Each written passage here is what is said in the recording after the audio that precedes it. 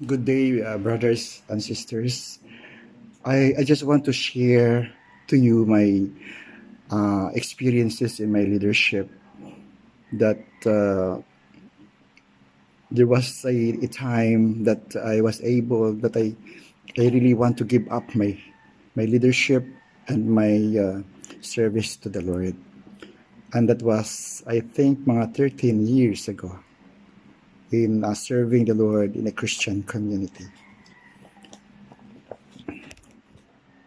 And that was the time that our community was so, there's a lot of problems, misunderstandings, and people were discouraged, disappointed, not only for the leadership but for the whole community itself. Now, and that was the time that I really want to give up already. But kinausap pa rin ako ng Panginoon. At the same time, He gave me another chance in serving Him. Now, what made me go on in leading the community?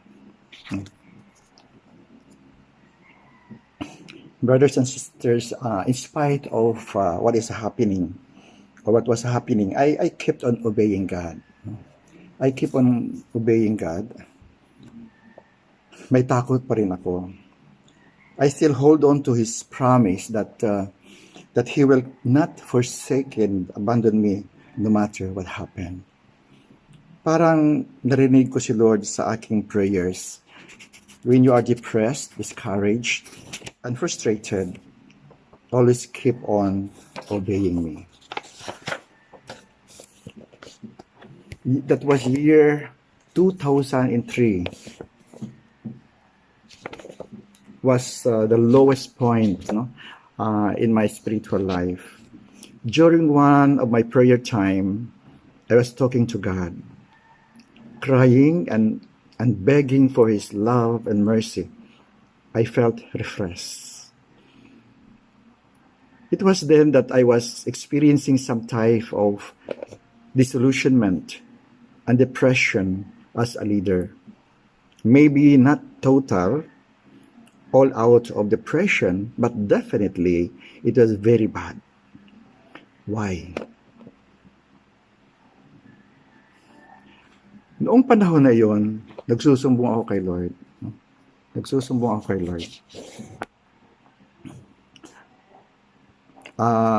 Lord, sabi ko, ang daming nag-aaway sa community. Si sister galit kay brother, si brother galit sa apat na sisters na yon. Yung tatay na isa galit sa kanyang anak.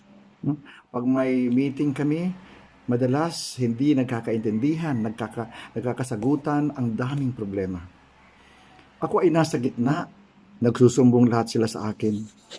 Mayroon ding nagagalit sa akin dahil hindi ko raw sila sinusunod. Mayroon na nagdidikta sa akin, sunod-sunuran daw ako at walang sariling desisyon. I was caught in the middle and I am saying to the Lord, ang daming nag-aaway, sinisiraan ang community, sinisiraan ang mga leaders. Gulong-gulo ako po. Not only that, I was also experiencing criticism. People were criticizing me for all sort of things. Brother Pan, kaya marami nag-aaway dahil sa'yo. Brother Pan, kaya walang pera ang community dahil sa'yo. Wala kang planning, wala kang ginagawa. Thank you. Sorry. Ako ang may sala. Brother Pan, kaya maraming nagagalit sa iyo dahil ibininta mo daw yung building, yung center. Thank you. Sorry, ako ang may sala. Brother Pan, kaya maraming nag-aaway dahil sa iyo. They keep on criticizing me hanggang sa personal kong pagkatao. They criticize me up to that point. Brother Pan, kaya walang pera ang Pilipinas dahil sa iyo. Thank you, sorry po. Ako ang may sala. Lahat yan, I felt so down. I felt so all alone, and you know what? I experienced what Elijah experienced. I wanted out. I said to the Lord, mag-resign na lang ako. Ayaw ko na maging leader, ayaw ko na mag-preach. Lord, ayaw ko na maglingkod sa iyo. I can't do it anymore. I wanted to resign. Alam mo, yung isang pangarap ko na lang noong 2003, doon na lang ako sa General Services Ministry. Yung naglilinis, nag-aayos ng silya, ang ganda doon, walang gulo. Ganun na lang. Ayaw ko na mag-preach, ayaw ko na maging leader, yun na lang. Araw-araw na ginawa ng Diyos, noong 2003, depressed ako. Kahit anong dasal ko, kahit anong gawin kong pagbabasa ng Bible, pag-attend ng mga prayer meetings, depressed pa rin ako. Lord, gusto ko na mag-resign. Gusto ko na mag-resign, Lord.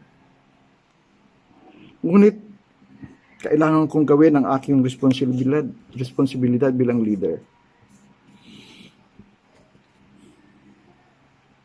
You know what happened? The healing that God gave me was gradual. Gradual. I believe this. I have to do a lot of things to remove the depression from my heart. I have to change my thought patterns.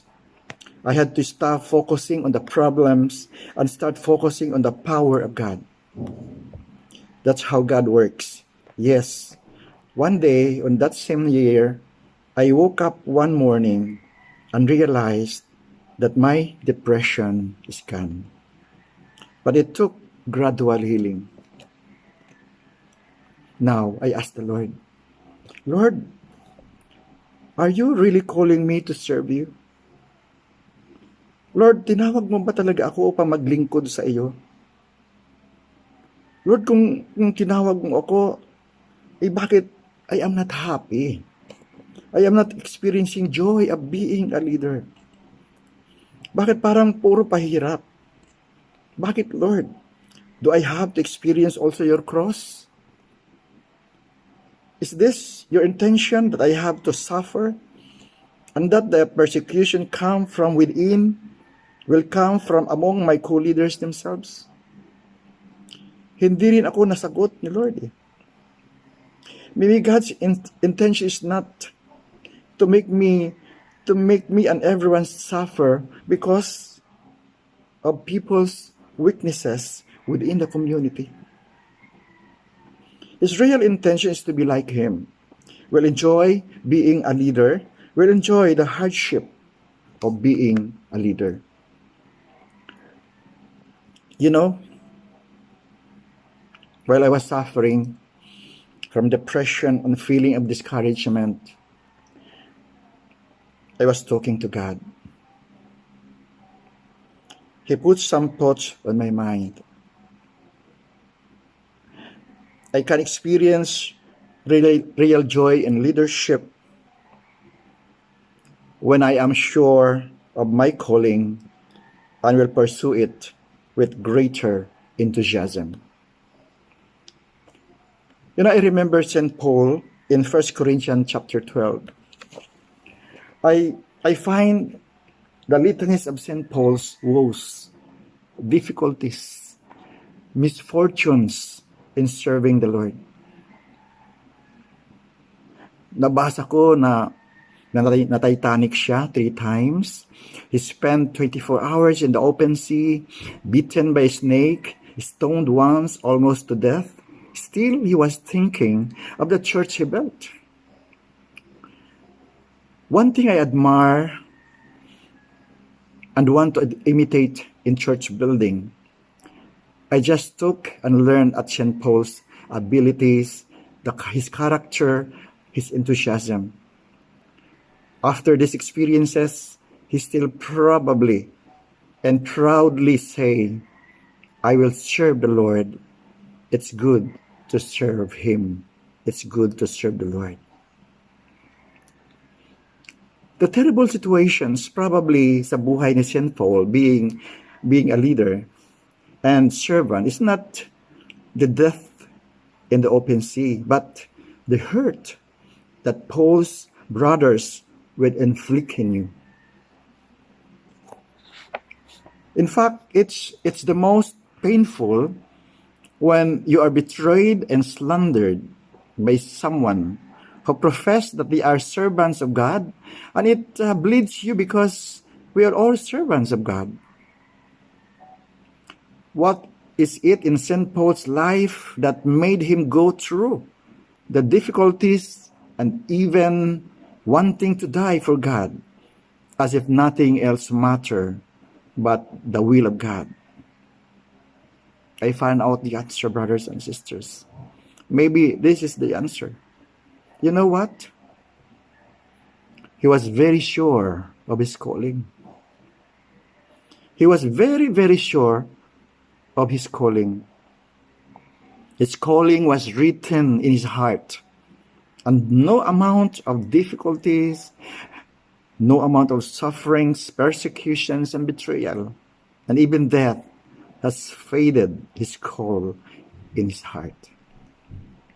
Now, brothers and sisters, what have I done to continue and to make my enthusiasm and fervor in serving the Lord continuously, and even up to now?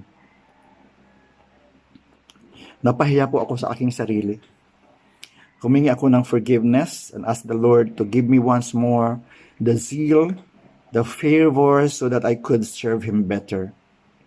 Then I took a retreat, and there I pour out them all. My pains, my hurts, and I was asking God to answer His call again.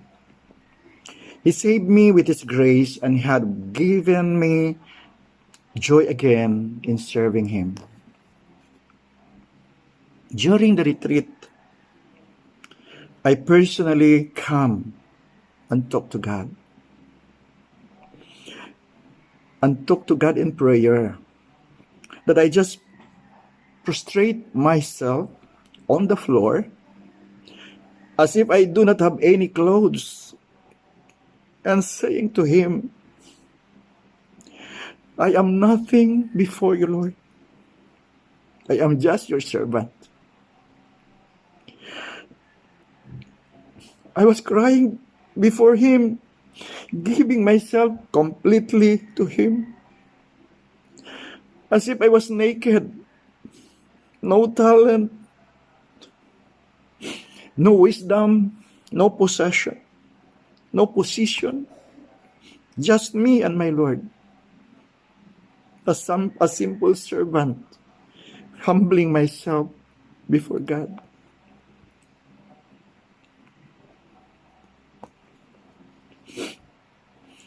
For almost 20 years of existence of the community, nakafocus lang pala kami sa evangelism. Ang daming CLSS, ang daming JSS, ang daming SES, ang daming Muse, Marriage Encounter Seminar, Solo Parents Encounter Seminar, Single Encounter Seminar, Sons and Daughters Encounter Seminars, and so on. There's so many entry points that we are doing for evangelization. Pero walang training po. Walang training program on character development of servants and leaders. None for the past 15 years. We lack established leadership, experienced, trained, spirit, and character-formed leaders. There was a great responsibility na nakaatang sa aking balikat ngayon. I was praying and asking the Lord na may magbigay sa amin ng mga training na ito. The Lord is not only magnificent, but He is great. And we were introduced to the Center for Christian Leadership in 2004. Nagkaroon kami ng community assessment. Halos lahat ng naging problema ng community ay nahit during the assessment na iyon. Our strength and our weaknesses. Then we avail the program, the formation program of the CCL.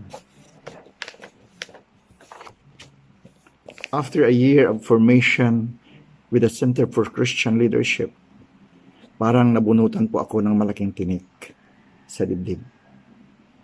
Dati-rati na gabi-gabi halos hindi ako makatulog dahil sa laki ng problema ng community. Ngayon, now, I am always busy preparing for talk assignments, reading the Bible, reading leadership books, teaching materials, and attending seminars, leadership seminars, conferences, on how to grow, how to make a Christian community grow. Kami po ay, we avail all of this. We avail all this, lahat po ito, even it is a hold in local provinces, or even international conferences. We attended that seminars upang lalong lumago po ang aming community. So brothers and sisters, I've realized na si Lord pala, He's testing us, our faith, our patience, our perseverance in serving Him. Maaaring siguro kayo, brothers and sisters, dumanas din ang ganitong discouragement, disappointment in your community, in your group, in your ministry. Ito lang po ang masasabi ko po. Never give up. Never give up your service to the Lord. Just continue and ask the Lord for your strength, for your wisdom and understanding of your calling.